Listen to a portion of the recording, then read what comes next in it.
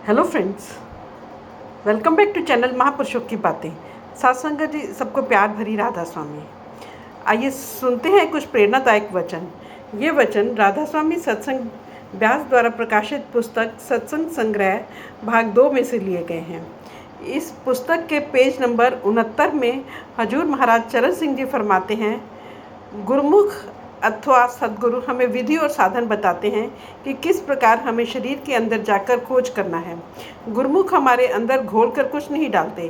वह दौलत परमात्मा ने हमारे अंदर हमारे लिए ही रखी है, परंतु उस दौलत को हमें अपने शरीर के अंदर किस प्रकार ढूंढना है, इसकी विधि, इसका भेद हमें गुरुमुखों से प्राप्त होता है। जिस प्रकार लकड़ी के अंदर अग्नि होती है, परंतु वह अग्नि ना किसी को दिखाई देती है, ना ही कोई इससे फ़ायदा उठा सकता है। पर जब लकड़ी से लकड़ी रगड़ना शुरू करते हैं तो उसमें से अग्नि भी उत्पन्न हो जाती है और हम उस अग्नि से फ़ायदा भी प्राप्त कर सकते हैं। गुरु साहब समझाते हैं, इसी प्रकार वह शब्द और नाम हम सब के अंदर है, पर जब तक हमें युक्ति और तरीका का ही पता नहीं लगता कि किस तरह अपने अंदर जाकर खोज करनी है, हम उस नाम से फ़ायदा कैसे उठा सकते हैं।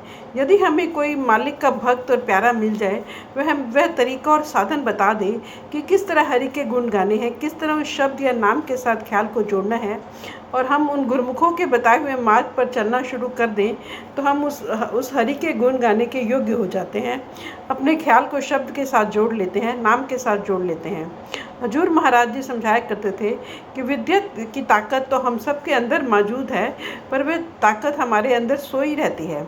जब हम स्कूलों कॉलेजों में जाते हैं, शिक्षकों के आदेशों का पालन करते हैं, रात को जागते हैं, मेहनत करते हैं, तो वह सोई हुई ताकत हमारे अंदर जाग पड़ती है। हम BA MA गुणी ज्ञानी बन जाते हैं। आप देखें, जिनके पास वकालत या डॉक्टरों की डिग्री है, उनके अंदर शिक्षकों ने कोई वस्तु घोल कर नहीं डाली है। सिर्फ शिक्षकों की संगति के द्वारा ही उनकी बुद्धि इतनी तीव्र हो जाती है कि वे डॉक्टर या वकील बन जाते हैं। जो लोग कभी शिक्षकों की संगति ही नहीं करते और स्कूलों कॉलेजों से भाग आते हैं, विद्या की ताकत तो उनके अंदर भी मौजूद होती है, पर वह सोई हुई आती है और सोई हुई चली जाती है। इसलिए गुरु नानक साहब फरमाते हैं कि हमें गुरुमुखों के पास जाकर भेद और तरीका लेना है। उन्हें तो सिर्फ इशारा ही करना है, युक्ति ही बतानी है। जिस चीज़ को हमें प्राप्त करना है, वह उन्हें अपने पास से नहीं देनी है, वह तो परमात्मा ने पहले ही हमारे लिए अंदर रखी हुई है। जिस परमात्मा ने तुझे पैदा की है, उसने यह नाम का खजाना तेरे अंदर रखकर उसका भेद गुरुमुखों के हवाले कर दिया है। हमें आँखों के पीछे पर्दा लगाकर बाहर निकाल दिया गया है। आप देखें कि अगर आप खुद को मकान के अंदर बंद करके बाहर ताला लगा दें, तो बाहर से कोई कैसे आपके मकान के अंदर आ सकता है। जब तक कोई चाबी वाला ताला नहीं खोलता, बाहर से मनुष्य मकान के अंदर पहुंच ही नहीं सकता। इसी प्रकार परमात्मा हमारे अंदर बैठा हुआ है, परंतु हमें आंखों के पीछे पर्दा लगाकर बाहर निकाला हुआ है। जब हम किसी चाबी वाले गुरुमुख की संगति करते हैं, तो वह हमें तरीका और साधन बता देते हैं कि किस तरह हमें उस ताले को खोलना है, किस तरह दरवाजे के अंदर जाना है। फिर हम अपने इस घर के अंदर ही परमात्मा को पा लेते हैं। गुरु साहब हमें उपदेश देते हैं कि हमें उन गुरुमुखों की संगत करना है, उन संतों महात्माओं की संगत करना है, जो हमारे ख्याल को अंतर में शब्द और नाम के साथ जोड़ दें। फरमाते हैं कि मैं अपने सद्गुरु पर बलिहार जाता हूँ, कुर्बान जाता हूँ, अपने आप को न्यौछावर करता हूँ, जिन्होंने मेरे ख्याल को उस शब्द और नाम के साथ जोड़कर मेरे अंदर से अज्ञानता के अंधकार को दूर कर दिया, मेरे अंदर नाम की रोशनी पैदा कर दी, नाम का प्रकाश पैदा कर दिया। जब हम आंखें बंद करते हैं, तो हमें अपने अंदर अंधेरा ही अंधेरा दिखाई देता है, परंतु जब हम अपने ख्याल को उस शब्द और नाम के साथ जोड़ लेते हैं, तो हमारी नीरद खुल जाती है, जो कि अंतर में शब्द का प्रकाश दिखना शुरू कर देती है, अंतर में उस रोशनी को प्राप्त करना शुरू कर देती है। हर महात्मा ने उस प्रकाश का जिक्र किया है। जब हम गुरुमुखों के उपदेश पर चलकर सच अथवा शब्द रूपी सुरमा अपनी आंखों में लगाने लगते हैं, तो हमारी आंखों के आगे से अज्ञानता का अंधेरा दूर हो जाता है, परमात्मा का नूर और प्रकाश आना शुरू हो जाता है।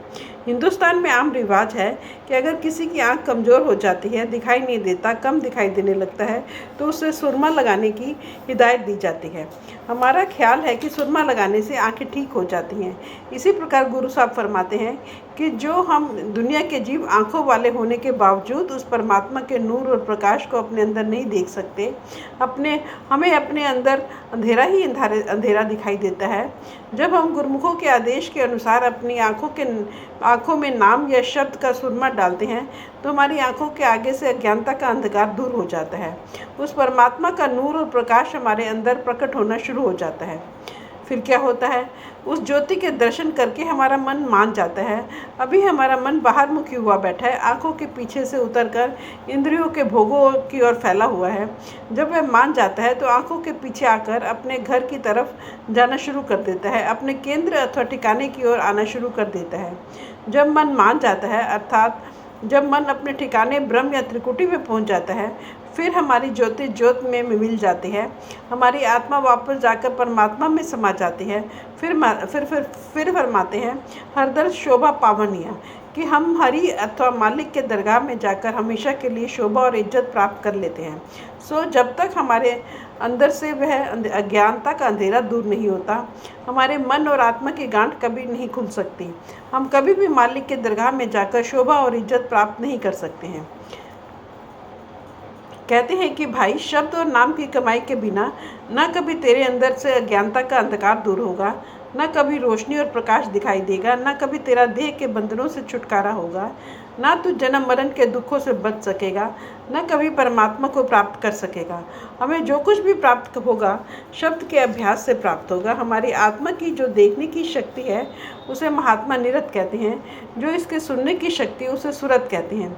सुरत को अंतर में उस शब्द की आवाज़ को पकड़ना है और निरत को उस प्रकाश को देखना है। सो गुरु साहब फरमाते हैं कि मैं अपने सद्गुरु पर बलिहार जाता हूँ, कुर्बान जाता हूँ, जिन्होंने मेरी सूरत को उस शब्द के साथ जोड़ दिया और जहाँ जाकर मैंने उस शब्द या नाम के प्रकाश को देखना शुरू कर दिया। गुरु साहब मालिक के आगे अरदास करते हैं, विनती करते हैं कि हे परमात्मा, अकाल पुरुष, परमेश्वर, तेरा नाम मेरे जीवन का आधार है। मैं तेरे नाम की कमाई करके जीना चाहता हूँ। मैं सांस सांस तेरे नाम की भक्ति करना चाहता हूँ। उठते बैठते चलते फिरते मैं अपने ख्याल को उस शब्द और नाम के साथ जोड़ के रखना चाहता हूँ। अगर हम देह में बैठकर अपने मन को उस शब्द और नाम के अभ्यास में नहीं लगाएंगे तो हमारा जीवन ही धिक्कार है। हमारे जीने का कोई फ़ायदा ही नहीं हो सकता। बाल बच्चे तो हमें पिछले जन्मों में भी मिलते आए हैं। खाना पीना ऐशो इशरत हम हमेशा करते आए हैं। यदि कोई अनोखी वस्तु है जो हम कभी पहले प्राप्त ना कर सके और अब प्राप्त कर सकते हैं तो गुरु साहब फरमाते हैं वह केवल शब्द और नाम की कमाई है। इसलिए आप कहते हैं कि हे मालिक, इस ऊंची और पवित्र दौलत को प्राप्त करके ही हम तुझ तक पहुंच सकते हैं। हम तो यही चाहते हैं कि तू हमें जिस हालत में भी रखे, हम उसी में रहते हुए अपने ख्याल को शब्द और नाम के साथ जोड़ कर रखें। अगर दुखों का सामना करना पड़े तो भी हमें शब्द की कमाई करनी है। अगर तू हमें इस संसार में सुख देता है तो भी हमें नाम की कमाई करनी है। संत नामदेव जी फरमाते हैं, ए परमात्मा, अगर तू मुझे दुनिया का राजपाट भी दे दे, अगर सारी दुनिया की हुकूमत भी दे दे, तो भी मुझे तेरी ही उपमा, तेरे ही गुणगान करना है। अगर मुझे दर बदर की ठोकरें खानी पड़ जाएं तो कौन सा मुझे दाता का दर्द छोड़ देना है। जिस प्रकार समुद्र के जहाज के कौवे को उस जहाज के सिवाय बैठने का और कोई ठिकाना ही नहीं मिलता, चाहे वह जितनी भी उड़ान भरे, वह देख लें, समुद्र में उस जहाज के सिवाय उसे बैठने की और कोई जगह है ही नहीं। आप समझाते हैं उस परमात्मा के सिवाय हमारे लिए और कौन सा स्थान और ठिकाना हो सकता है। हम अहंकार और होमे में फंस कर चाहे जितना फड़फड़ा लें, आखिर हमें उस परमात्मा का ही आसरा लेना पड़ता है। अपने आप को उस मालिक के ही सपुर्द करना पड़ता है। इसलिए महात्मा हमें समझाते हैं कि हमें हमेशा मालिक के भाने में रहना चाहिए। भाने में रहने से तात्पर्य है कि जिस हालात में भी परमात्मा रखता है उसी में रहते हुए हमें परमात्मा की भक्ति करना है। मन में कोई इच्छा नहीं करनी है, कोई तृष्णा उत्पन्न नहीं करनी है। परमात्मा की भक्ति केवल परमात्मा से मिलाप करने के लिए करनी है। बाल बच्चों के सुख के लिए, दुनिया की मान बढ़ाई के लिए या कौमों, मजहबों व मुल्कों के झगड़े जीतने के लिए नहीं करना है। यह तो परमात्मा की भक्ति करने का कोई तरीका नहीं है। अगर हम भक्ति ना भी करें तो भी जो कुछ परमात्मा ने हमारे भाग्य में लिखा है वह सब कुछ उसे देना ही है। हमें तो भक्ति इसलिए करनी है कि हमारे लेने देने का हिसाब समाप्त हो जाए, हम वापस जाकर हमेशा के लिए परमात्मा में समा जाएं। मालिक के भाने में रहकर ही हम उद्देश्य में सफल हो सकते हैं, क्योंकि अगर दुनिया की कामना और तृष्णा ही करते रहेंगे तो उन्हें पूरा करने के लिए परमात्मा हमें फिर जन्म दे देता है। गुरु साहब फरमाते हैं, देंदा दे लेंदे थक पाए, कि भाई परमात्मा को देते देते नहीं थकना है, तुझे ही लेते लेते थक जाना है। जो कुछ भी तू परमात्मा से मांगता है उसे लेने के लिए परमात्मा तुझे फिर जन्म दे देता है, और जगह उस जून में जन्म दे देता है जिसमें तू उन इच्छाओं और तृष्णाओं को अच्छी तरह पूरा कर सके। फ्रेंड्स, अपनी इस वीडियो को आज हम यही समाप्त करते हैं। अगले वीडियो में आगे बढ़ेंगे। Thank you.